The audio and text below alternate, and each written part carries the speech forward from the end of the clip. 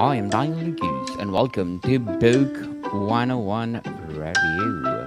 Book 101 is all about the books that I read for the last 40 years, and today I have my special guest. He's the author of the science fiction Age Decoded, no other than Mr. Mark Rial.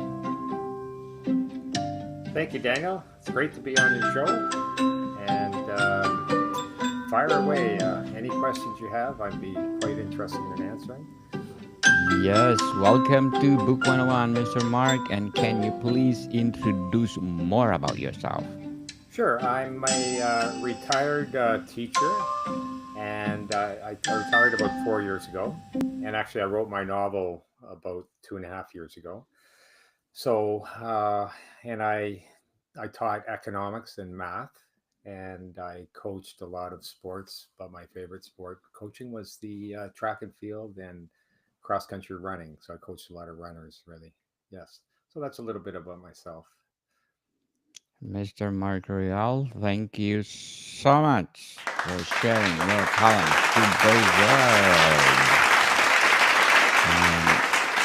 And what makes this science fiction age decoded unique compared to others in the genre? Right. Well, first of all, it's what's called hard science fiction. That means I'm not trying to do make believe things, create new planets, or envision things that are impossible, or or just crazy. I'm actually trying to predict the future. So in this book, Age Decoded, it starts around the year 2050, and I'm trying to project exa- really what I think may happen with our world through the use of the impacts of genetic engineering. So that's pretty unique. Um, and also, I think the plot here is unique in that I'm looking at two main effects. One is physical, the effect on aging and becoming older, humans aging and dying. And the second effect is psychological, which we may talk a little bit about later. So one completely physical, one completely psychological, just to show the power, the potential power of genetic engineering. So, how did you build the world of Age Decoded? Yeah, I started with the scientist. Um, Dr. Frida is her name in my book, and she uncovers a method of really slowing, stopping, and eventually reversing aging. Now, that may sound crazy, but this is actually happening right now at Harvard University, MIT, Kyoto University. A lot of universities across the world are studying and making strong progress on this. So, again, this is not crazy. This is my projection of, she's the actor who this transpires through. And, for example, George Church at Harvard University is saying that he will should be able to end aging by the year 2030. That's only 6 years away. Ended. And the other David Sinclair at Harvard also is saying that he can reverse aging. He's already reversing it in other species such as dogs, so make people younger. So in my book, again, Dr. Frida accomplishes both. So, what futuristic technologies or concepts are explored in the Age Decoded? The main technology is CRISPR genetic engineering. Now, CRISPR is the current technology that is used for genetic engineering in the world right now. Any of your listeners interested in this could read The Code Breaker by Walter Isaacson. The Code Breaker is a really a biographical tracking of what happened with CRISPR engineering through the lens of Jennifer Doudna. Jennifer Doudna won the Nobel Prize along with her co-worker Emmanuel Carpentier. So they won a Nobel Prize um, 3 years ago, I believe, for their work with this technology, CRISPR. That's the main technology, but it can change as you know with other technologies. New ones can replace it, better ones can enhance and replace. So, for example, Harvard right now has a retro library recombination technology that they're touting as way better than CRISPR. Well, we'll see. It's I'm not an expert in this, but I've read enough about it to see that this technology is amazing. It's uh, it's not just a Nobel Prize behind it. It's what's coming forward off of it. It could be used for, yeah, solving cystic fibrosis, dealing with malaria coming out of mosquitoes, enhancing humans in ways never thought possible. It's just an amazing breakthrough with so much potential. And my book, as I said, looks at one of the physical ones, the aging, and also a psychological one, which is sort of it's a bit of a, that's what makes it a bit of a dystopian, the psychological side of it. It's a great innovation. So, how did the characters interacted with or adapt the science fiction setting?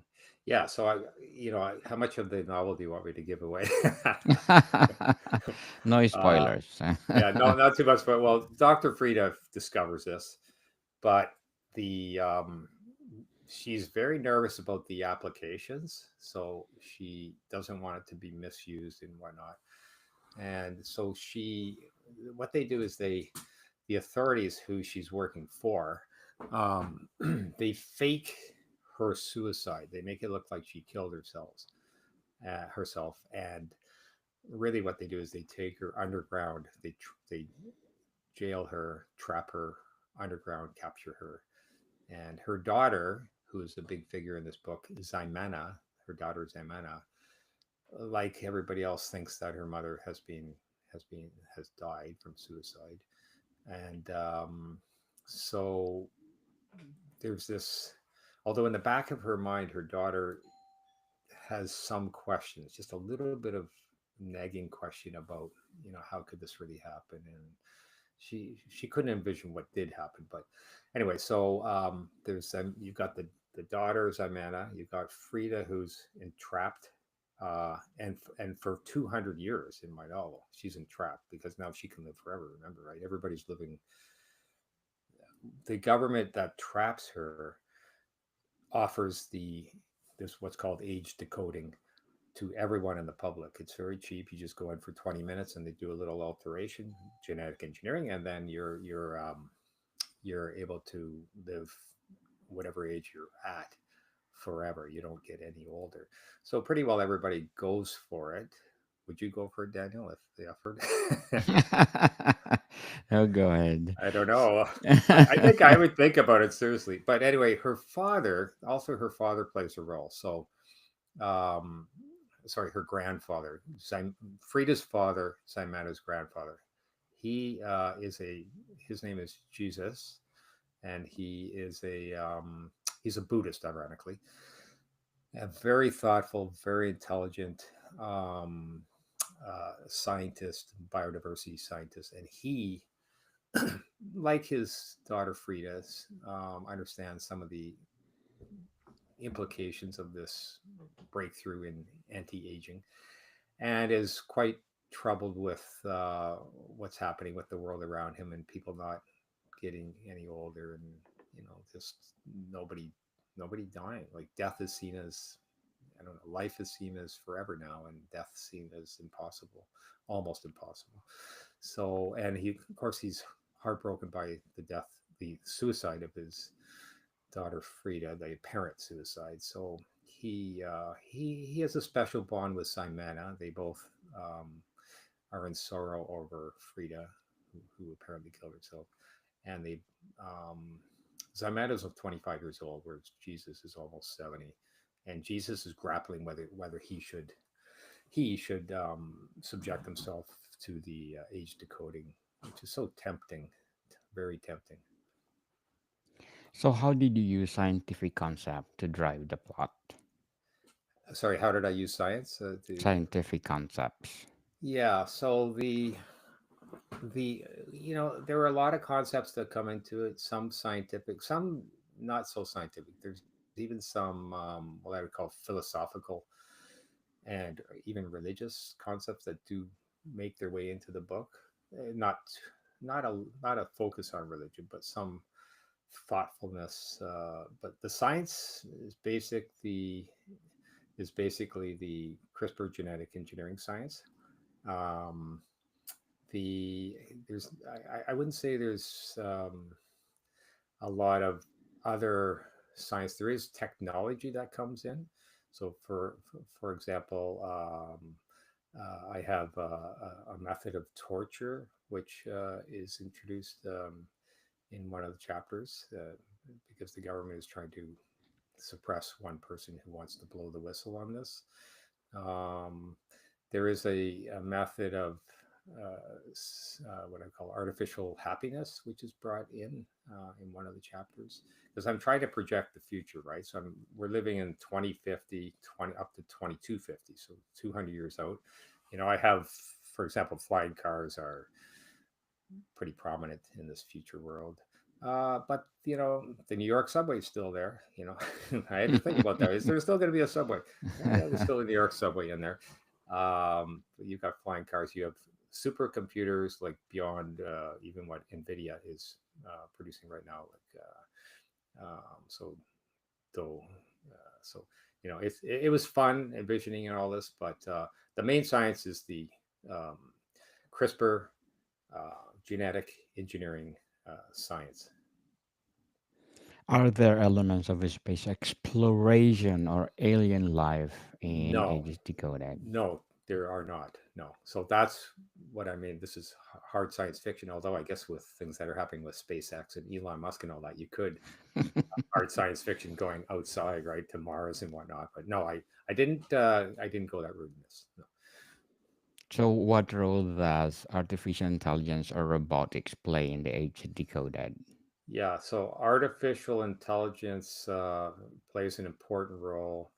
One of the main computer system used by the government um, is is pretty much general AI, super general AI entity. Yeah. And how does Age Decoded balance scientific plausibility and creative storytelling?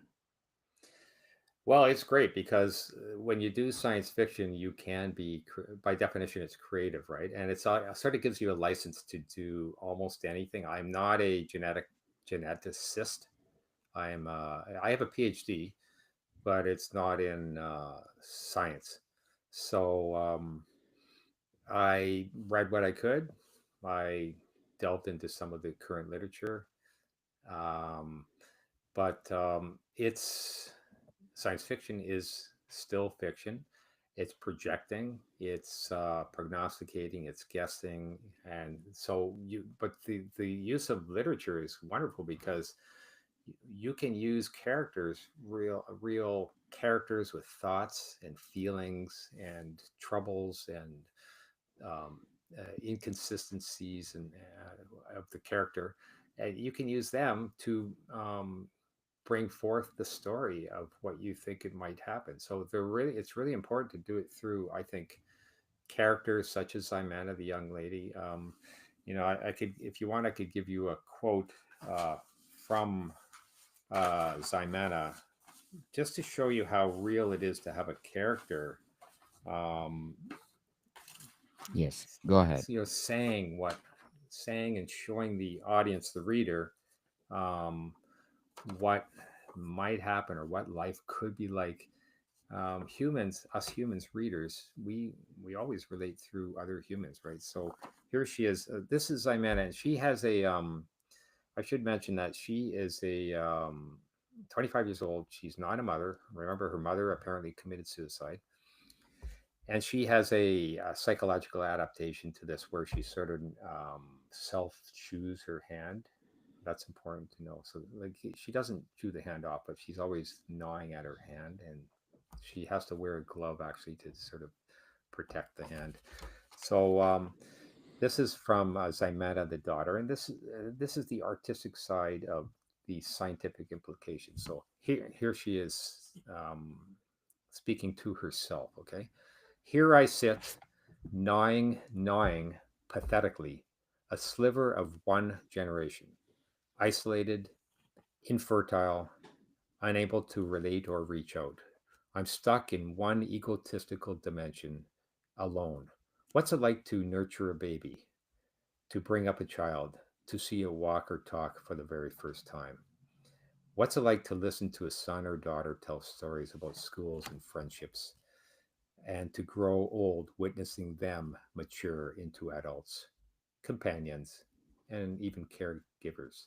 What's it like to fully experience the cycle of life with loved ones? I'll never know the joy of being a real mother like women were in the old days. If I did come to know it, it would be in some artificial way. So that's her. Remember, she's 25. There are no children anymore, really. I mean, unless you win a lottery, you're not having children in this future world, right? They can't afford it because nobody's dying, right? So she knows she's not going to be a mother, and she's stuck there. And she's a to me that's a powerful character because you get you know you can project things rationally, but until somebody lives that experience, or you hear from someone living that experience, it doesn't mean as much, I don't think. So that's Interesting character. yeah. And would you mind if I read one more quote, because this brings forth again the artistic side of Go this ahead. whole science and implications. So remember, in this world now, there's very few children. There are some, but they're treasures and they're rarities. Okay, and the old people, there are some old people, but they've also brought in reverse aging, so there's less old people. So it's almost like the entire population is converging at about the age of 25 or 30. Okay, so I wanted to create a symbology of that, sort of a metaphor for it. So there's this game of soccer going on. There's children are playing. There are still some children. They're playing a game of soccer, and because children are so rare, adults can go to the game and they can sort of adopt a child to cheer for because they don't have their own children. They can adopt a child to cheer for. They pay a small fee, and they can pretend that they're cheering for their actual son or daughter in the game. Okay, so these I'm just gonna find the quote here. Oh, yeah. Okay. Oh yeah. Okay. Uh, these dreams were much. Sorry. Pardon me.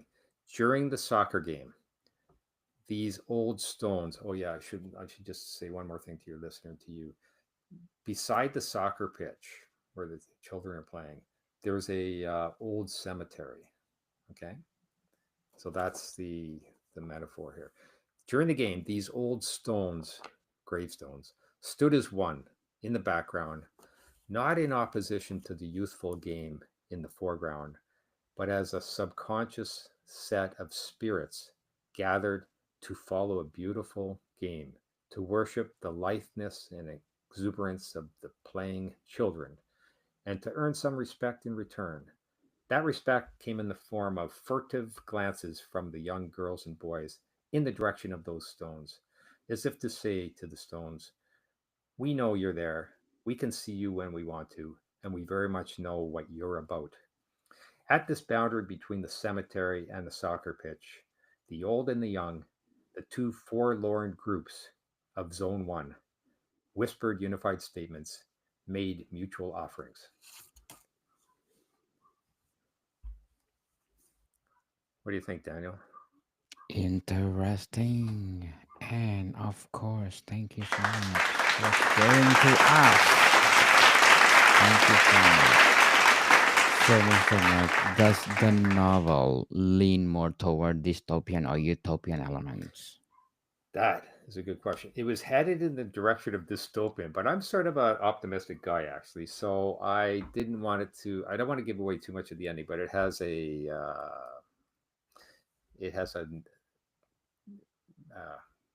optimism rescuing itself from dystopia at the end. So sort of a happier ending. Yeah. Definitely. So, what ethical dilemmas are presented in the age decoded, and There's how are they resolved? Yeah, it's the main dilemma is the one of technology. Like if you think of nuclear technology, it has wonderful positives and some very, very potent negatives. And even information technology, right? With wonderful, wonderful applications of things like the internet and whatnot, but it has its ugly side too, right? So it's, I hope this is answering your question. The genetic engineering is going to be like that. It's going to have, it can be used for treatment in many ways. Like I say, this it's already been used for well, they think they will be able to solve things like Huntington's disease, cystic fibrosis, Alzheimer's. They've already used it for uh, the liver disease, where they literally inject some of these CRISPR items into millions of them into the human, and it goes to the area of the body where it's needed internally and does its work and doesn't affect any of the other parts of the body. That's amyloidosis, that disease. And it worked effectively for four patients last summer at University College London. So, I mean, amazing potential there, but there is some negative possibilities here too, including using I don't want to give anybody out there any ideas, but you can imagine using genetically engineering something to create something much more potent than say COVID-19 and much more transmissible and things like that. So, um, yeah, so I think that's the main issue. I hope that answered that question. Anyway.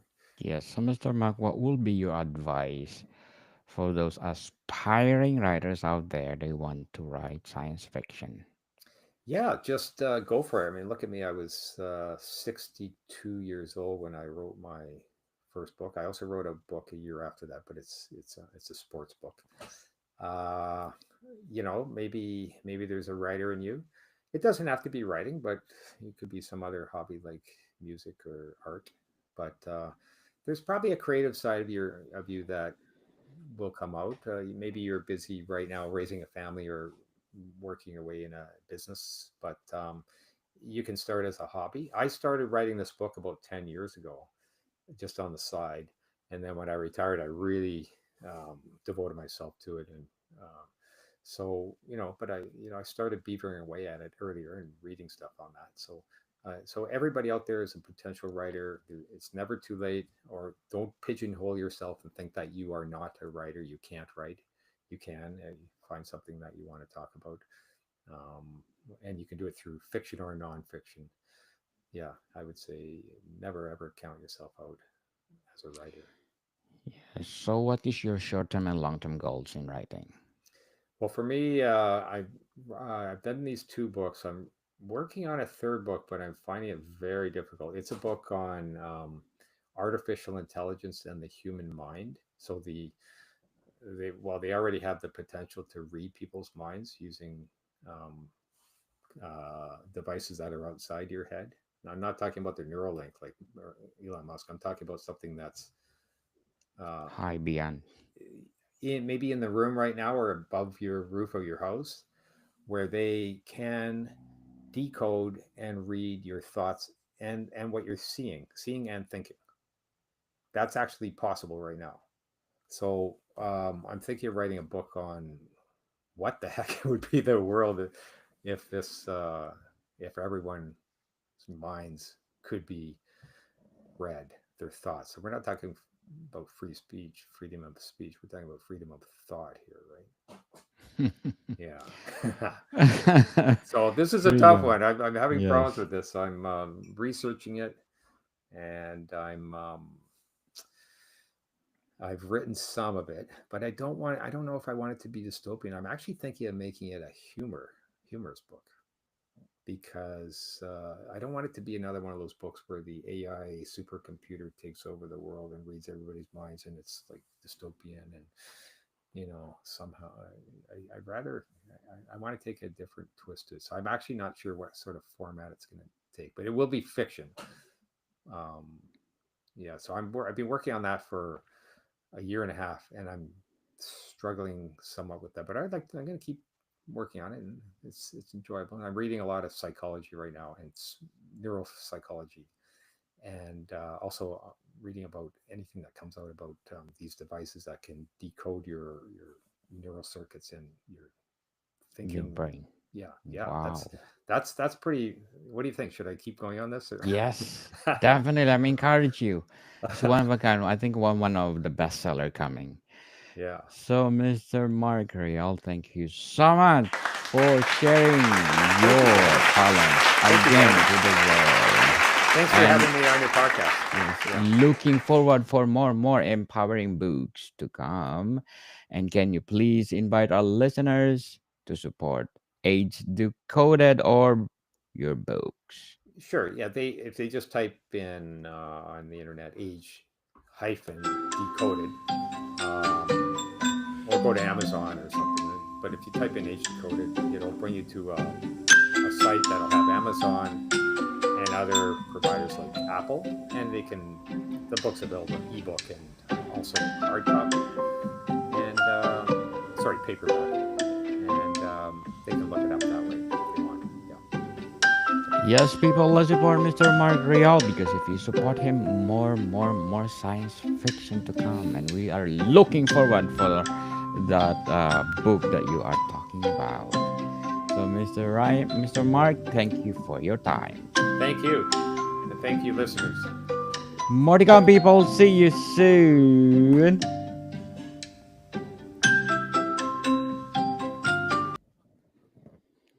So, Mr. Mark, I'm encourage you to do that book. I hope you will finish